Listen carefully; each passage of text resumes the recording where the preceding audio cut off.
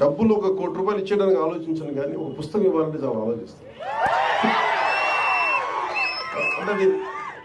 అంటే పుస్తకాన్ని ఇవ్వాలి అంటే నిజంగా నా సంపదని ఇచ్చేసి, అంటే నా కర్ణుడి కవచకుండలాలు ఎలా కోసేస్తే బాధపడుతుందో నాకు తెలియదు, కానీ నా పుస్తకం ఇవ్వాలంటే మటుకు చాలా కింద మీద పడిపోతాను. ఇవ్వాలి అందుకని ఏంటంటే కొంతమంది అడిగినప్పుడు, ఈవెన్ నా పిల్లలు అడిగినప్పుడు కూడా వాళ్ళకి కావాలని ఇంకో కాపీ కొనిచ్చిస్తాను తప్ప నా పుస్తకాలు ఇవ్వడానికి ఇబ్బంది పడతాను. అంత మమకారం నాకు పుస్తకాలు.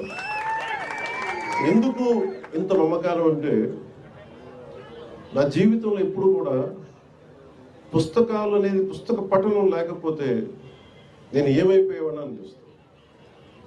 నేను ఇంటర్వ్యూని కూడా ఎందుకు మధ్యలో ఆపేశానంటే చదువుకోలేక కాదు, మార్క్స్ తెచ్చుకోలేక కాదు, బాగా చదివేవాడిని.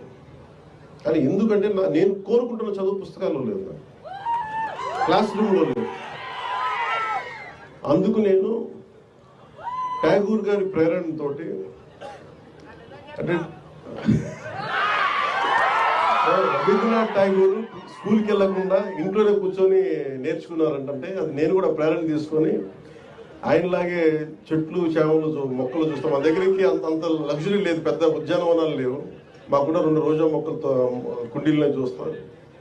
పుస్తకాలు పెట్టుకొని, క్లాస్ పుస్తకాలు పెట్టుకుని రోజా పువ్వులను చూస్తాం ఉండిపోయాడు.